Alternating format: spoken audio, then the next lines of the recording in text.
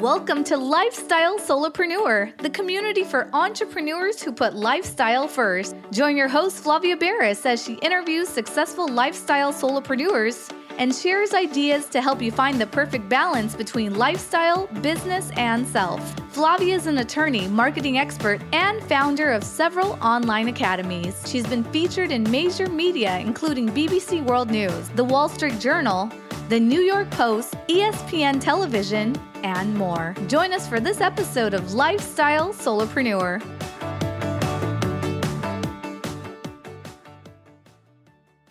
Hey, Lifestyle Solopreneurs. Today we get to speak with Ruth Klein.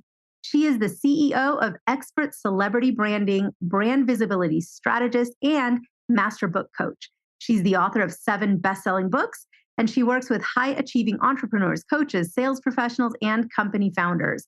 Her focus is to help her clients expand into bigger possibilities, higher income, and make a major impact far beyond their perceived goals and expectations. She even helped one client land a $1 million one-year consulting gig. She is amazing. She holds a master's degree in both clinical psychology and spiritual psychology. She's got an emphasis on consciousness, health, healing. She is the perfect guest for this podcast. Welcome to the show, Ruth. Oh, thank you, Flavia. I really appreciate being here.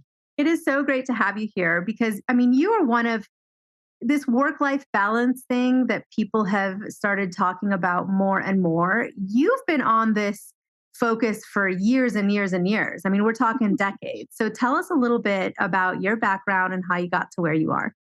Yeah, sure. So I'll start with the work-life balance. So years and years ago, when I had young kids at home, I worked full time, and then I would make dinner, and I would have healthy dinners within 30 minutes. And I remember there was a maintenance man there, and I invited him to dinner, and then dinner was ready. He goes, huh? You just invited me. You just came home. How did you do that? Well, I didn't think anything of it.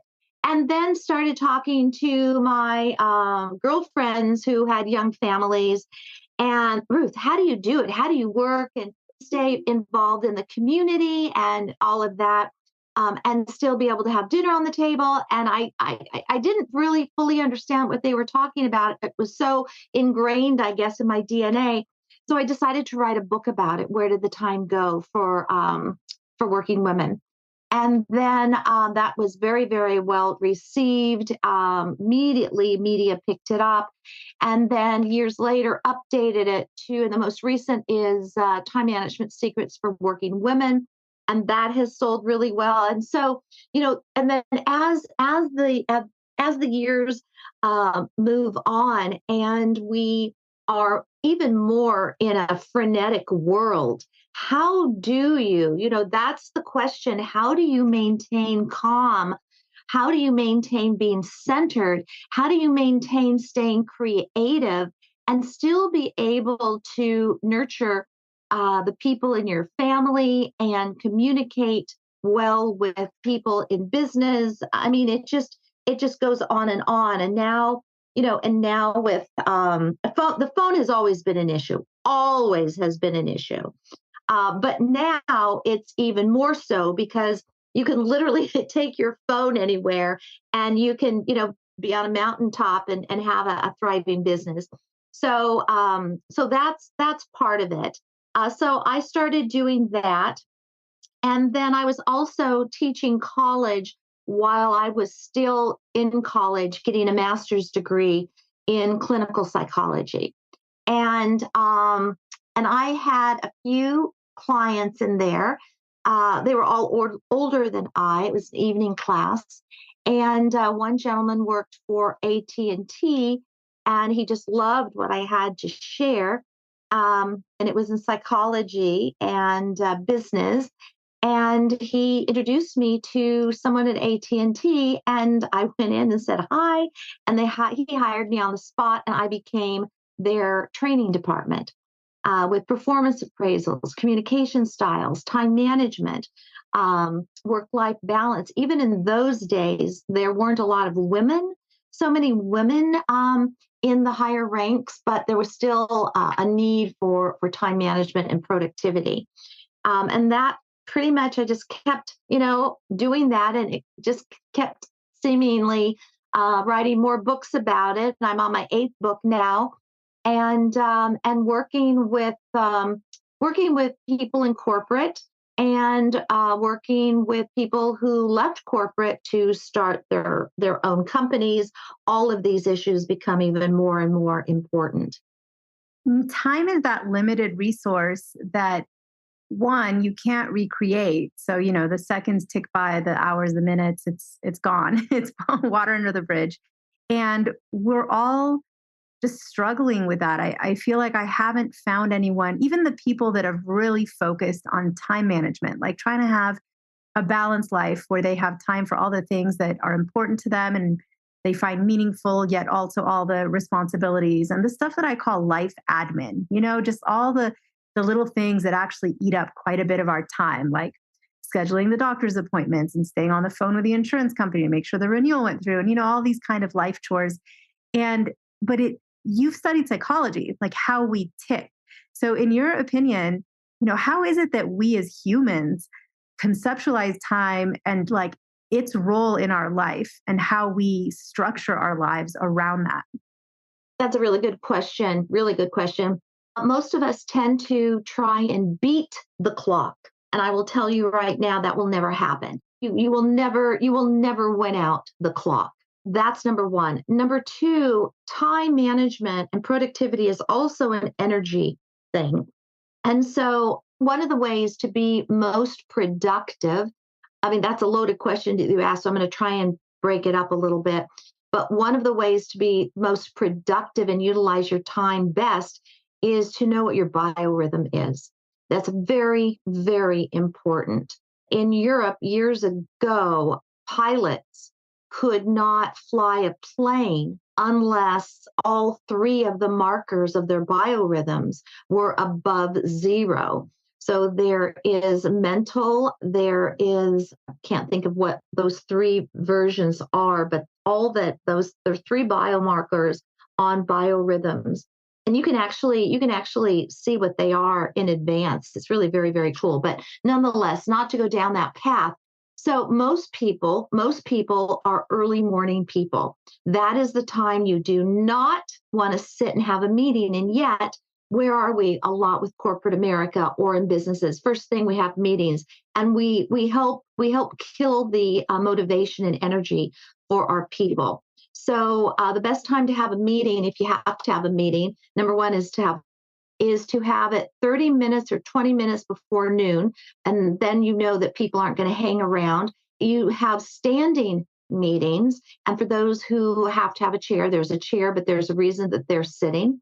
And there is an agenda. So everyone knows what's going to be discussed. And then you can have your meeting then. Another good time to have a meeting is late in the afternoon before work stops, maybe 4:30 to 5. Now, today's world, it's unfortunately work is 24/7. And that brings me to the next thing. And that is you've got to be able to regulate and have boundaries.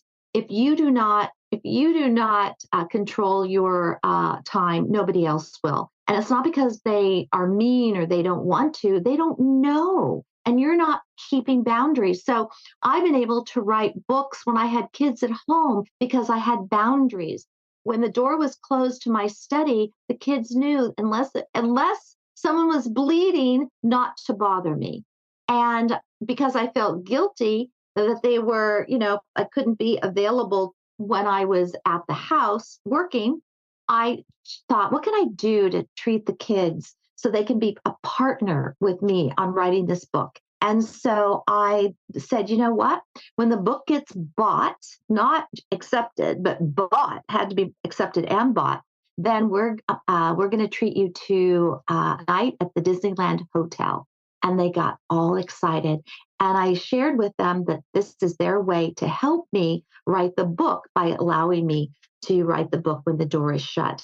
And everyone was happy. And then, quite honestly, now I'm on my eighth book and my kids are grown, but now I owe them a week in Florida at Disney World, because when I was writing my second book, one of the children said, Mommy, when, are we going to spend 2 nights at the Disneyland Hotel when this book is bought? And how do you say no to that? And I said, absolutely. So, there are ways to do that even with children, but you've got to have boundaries. When someone tells me they work 70 hours a week, 90 hours a week, I personally am not impressed. That immediately tells me that they don't have boundaries. And it's interesting, Flavia, because I can find almost with anyone's schedule an extra hour a day.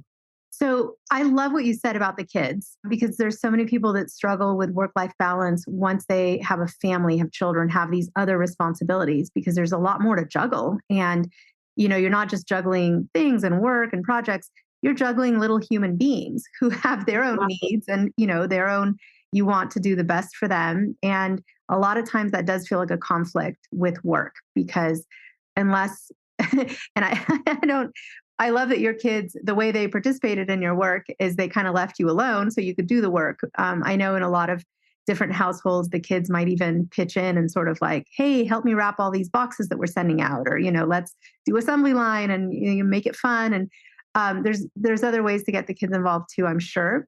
But we're setting examples for them too. I mean, they're watching. I mean, they're learning as we go about our lives as parents. And they're thinking, okay, this is how you are and how you set up your day as an entrepreneur. My mom, my dad, my whoever it is, uncle is an entrepreneur. I watch them, I see what it is. And we have to inspire kids not only to follow their paths. And if they want to do entrepreneurship, they should be able to start companies and businesses, but also how to do it right so that they preserve their own mental health. I love that you're so focused on the psychology of all of this and also, people staying so healthy. So a little bit more on that, because that was an eye opener for me that you talked a little bit about books and the authorship process. There's a lot of listeners who are aspiring authors. And the number one thing I hear from people that have a book in them that they want to write that hasn't been written yet is there isn't enough time. Right. Other than, like you said, working with the family to be left alone so that you can go to a room and close the door and write. There's also other things. I know people who don't have any kids or pets, and they still haven't written their book. So what are ways that people can become prolific writers and get some of these ideas out in the world? Okay. So excellent question once again. So what happens usually is that when someone wants to write a book, they usually just kind of start writing. There's no strategy, there's no structure. They don't have a lot of information they need. And so there are 3 myths, huge myths about writing books. One is I don't have enough time, which is not accurate because I'm very busy and I work with very, very busy entrepreneurs and CEOs and founders. Another one is no one's going to read what I have to say. That's another myth because it doesn't matter that there's 1,020 or more books on finance. It's about your view, your perception, how you have done it, the experiences, the results you've received. So everyone has what's called a different voice, a different perception, a different story in terms of how they got there. That's what people really like. And the third, there are many more myths, but the third myth is I'm not a good writer. Well, it really doesn't matter. Again, people are buying your books for your ideas, for your voice, for the way you did something, for the success that you have. By not writing a book, let me reframe that, or reframe that. When you write a book, you can save lives, you can save relationships, you can save health, you can save someone from financial bankruptcy, you can save someone from having a dis-ease that doctors have not been able to find any relief for.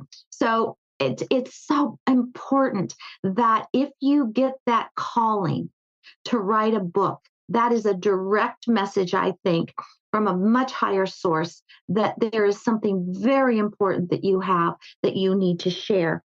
So it doesn't matter that you're not the best writer in the world because that's why you have editors. Even though 6 of my 7 books are traditionally published, I still pay and hire an editor before it goes to my book publisher because I want my books to sound just like me. I want it to be so clean and so clear and so real for the reader. And that has been the case. And it's interesting, there's an alarming statistic. Out of 1,000 people who pick up and start to write a book, only 30 will complete the book out of 1,000. That is depressing. It is. However, that's because they don't have any guidance. That's because they don't have any accountability. That's because no one has laid out a plan or a pathway with them. I'll give you an example. Someone found out about me and that I also work with people who have books, but nothing has happened. And so she was from a different country and she sent me her book, but it was English speaking. She sent me her book. I interviewed her for about 20, 25 minutes. And I said, I'm so sorry. This book does not represent or reflect you and your ideas. That's why nothing's happening with your book. She said, but Ruth, you don't understand. I had a book coach. I had published it, and that all takes time and money. And I said, I'm so sorry. The only thing I would keep is the book cover. So she kept the book cover, and I helped her rewrite the book. And she had her first $10,000 weekend. That's what I'm talking about.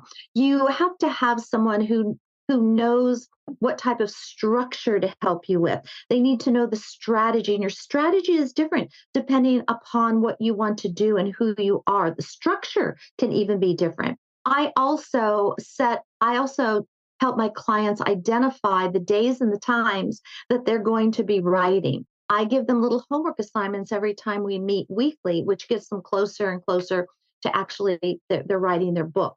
Within the first session or two, we've already identified what's called the working book chapters, meaning that they can make the book chapters a little sexier. But right now they're working. We understand what goes into them, and I help them identify an easy way to put information in there. So all of that, and quite honestly, on my watch, I have a 99.2% success rate. When someone works with me, they're going to finish their book. And the reason they're going to finish their book is because I want them to have fun while they write their book, believe it or not. And I give them accountability. And the moment they might feel they're stuck, they have access to me. And many times it only takes 5-7 minutes to reprogram them so that they can start writing their book again. That's what they need. Because, there was someone who had wanted to write a book for 10 years. And when she finally found me, the reason she was having such a difficult time is because I said, Jackie, there are 3 books here. There are 3 books. And then once we were able to identify that, and call it what it was, and then identify what the 3 different books were, then I was able to help her with each one of those books. So there's a gal that was so busy. She really wanted to work with me from Norway, but she was on her way as an entrepreneur to hitting $1 million. And she goes, I really want to work with you. I really want to write a book. And I said, I'll tell you what, let's get started. And if you find that you don't have the time, because she thought writing the book would take her away from hitting $1 million in her business. And I said, let's start writing the book. And if you feel at any time that it's taking you away from your business, I'll give you your money back. And so she ended up writing her book in record time instead of 5 months, 4 months. And I said that her book helped her get to that $1 million mark, because that's what a well-done book does. It helps you attract your ideal clients. It attracts you far more income. It does a number of amazing things that helps you become the thought leader in your field.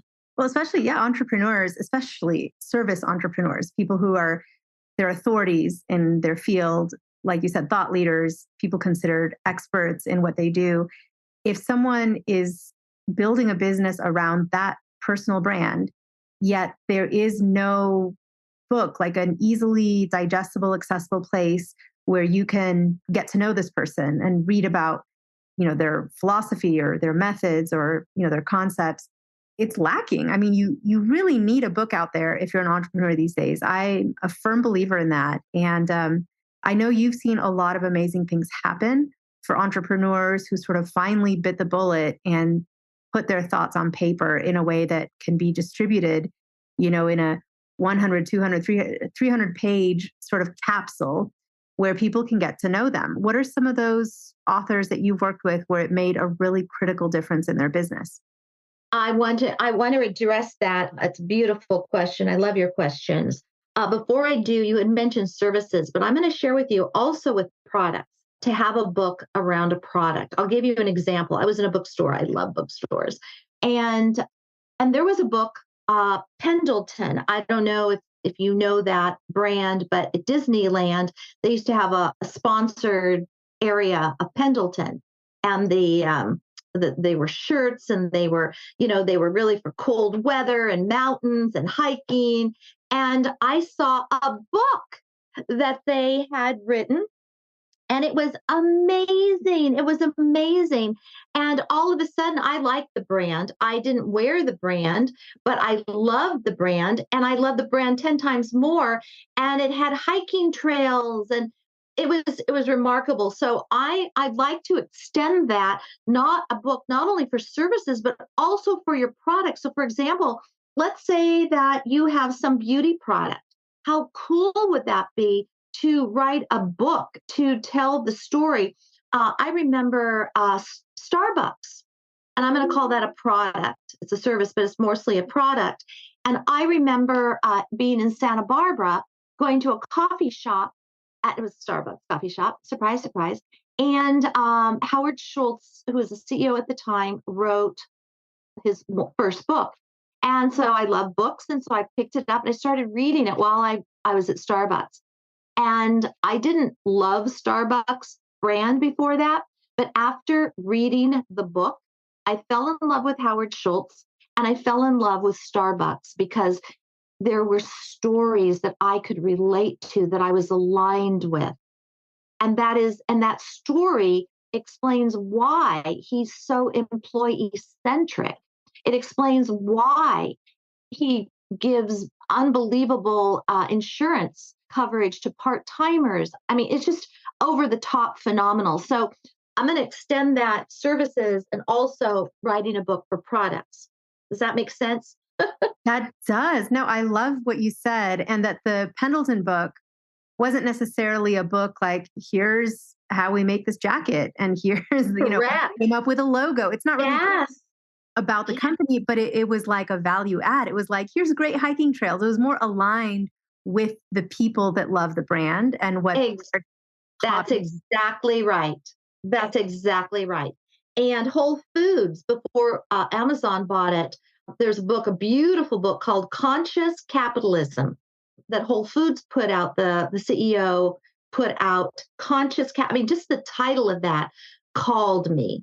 And I fell just in love with that. And then, next thing I know, Amazon bought them. But at any rate, so it's also with products. But going back to your excellent question of how has a book helped some of my clients? Oh my gosh. I'm doing an October live event, first one since 2019. Yay. And it's how to become a best-selling author and how to take any of your content, whether it's blogging or social media, and whether you have a book or you don't have a book, how do you repurpose that and monetize? And then if you do want to write a book, how do you make that a bestseller? So it's going to be so much fun. But to answer that specific, and if people are interested, just, connect with me. But there is one gal, the gal that I had shared, who had her first $10,000 weekend. And if you sell something like 2,000 to 3,000 copies yourself the first year your book is out, then you have a very good opportunity to get a traditional publisher if you want to republish your book. And the one thing that a traditional publisher does that just cannot beat is distribution. They're phenomenal on distribution. And now there's also what's called hybrid publishers, the middle ground. It's not self-publishing, which I wouldn't suggest, There's traditional publishing, which is harder to get, and you have to write a book proposal.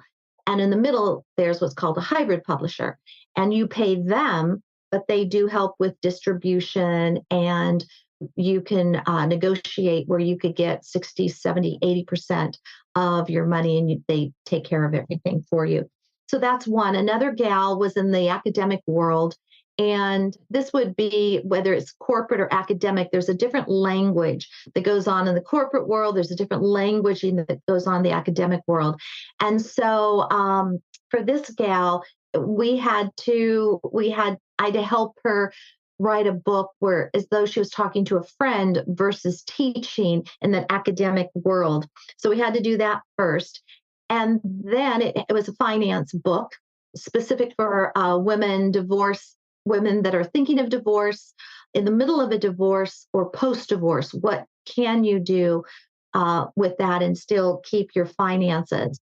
And once we wrote that, she ended up being asked to write New York Times columns from the book. In addition to that, she became a partner because she was getting more clients. In addition to that, I help people write scripts because writing messaging is what I do. And so I helped her write a script so that she got comfortable with one of her best types of affiliates who are divorce attorneys, because up until that point, she was a little nervous in terms of talking to them and how do you approach them and all of that. Another gal was told that she needs to write a book. And so someone knew of me, she was referred to me. And ironically enough, she had been in corporate America as well. She wanted to start her own company. Someone, as I mentioned, said, you need to write a book. So I helped her write a book. And when I help my people write books, it's far more than just writing a book, as though that's not enough, but it's a lot.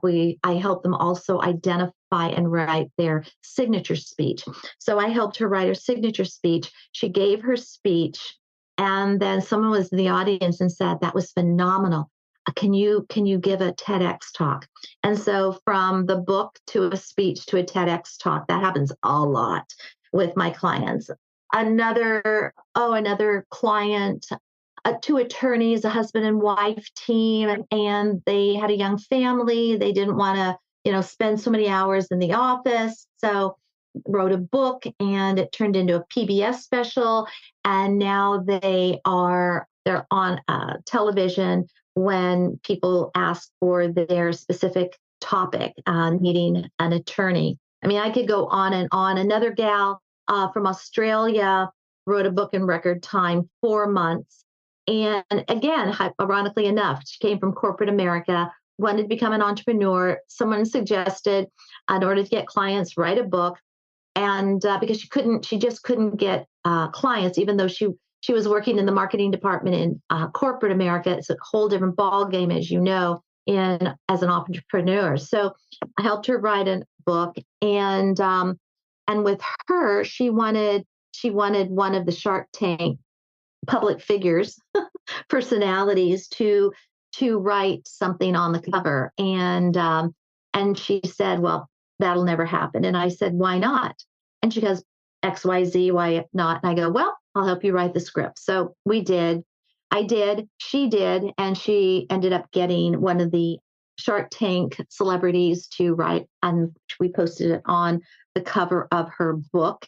And not only that, she only wanted to have 10 clients at $25,000 for the year to make $250,000.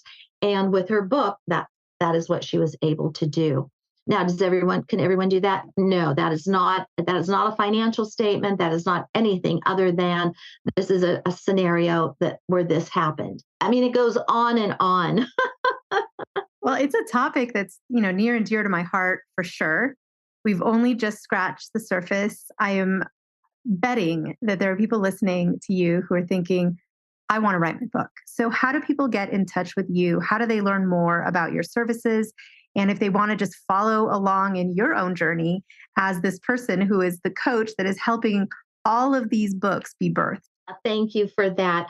I just want to share that since time, for some people, they don't even want to write it. They want a book, but they don't want to write it. So just this year, we expanded to ghostwriting. So we do have a division now for ghostwriting, and I have a hybrid publisher who's excellent. So we ghostwrite, and then we can get their book published as well.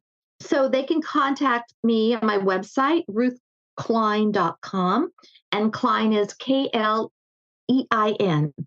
ruthklein.com. Also, they can find me on YouTube. Every Tuesday, I do a free Ruth on Demand. I started that. I'll probably finish that through the year. They can find me on social media, on Instagram, on ruth.klein, and LinkedIn, Ruth Klein. And they can also, if you want to just chat, have a complimentary chat and see which direction might be best for you for a book idea or messaging or scripting or ghostwriting or anything like that, you can contact me at Chat with Ruth Klein. It has been such a pleasure to chat with you. I love the inspiration and motivation. Just even hearing you speak about what the book writing life can be. I've been always a huge fan. I've written books, as my audience knows, and there's nothing that I recommend more when entrepreneurs come to me and they say, what can help my business? I'm always telling them, consider writing a book on your topic. So I do hope everyone reaches out to you. The service that you provide for authors is an amazing and critical one. And thank you so much for spending time with us today, sharing your message. Oh, my pleasure. This was so much fun. Thank you, Flavia. Guess what, lifestyle solopreneurs? If you don't yet have an online business earning you enough passive income to live the life of your dreams, I'd like to suggest you consider trying out Kajabi. Kajabi is an all-in-one solution where you can create and teach online courses, publish a paid newsletter, launch a free or paid podcast, process payments, build one-on-one coaching portals for your clients, and much, much more. I personally use Kajabi to power numerous successful and profitable online businesses. Lifestyle solopreneurs, there's a free trial of Kajabi waiting for you at this link, www.kfreetrial.com. You can try Kajabi for free, no obligation, by going to www.kfreetrial.com. Again, kfreetrial.com, and that K stands for Kajabi. Starting an online business helped me break free from that corporate grind, and I hope it does the same for you. You have nothing to lose and absolutely everything to gain. Thanks so much for tuning in today. Don't forget to subscribe to the show, and see you next time.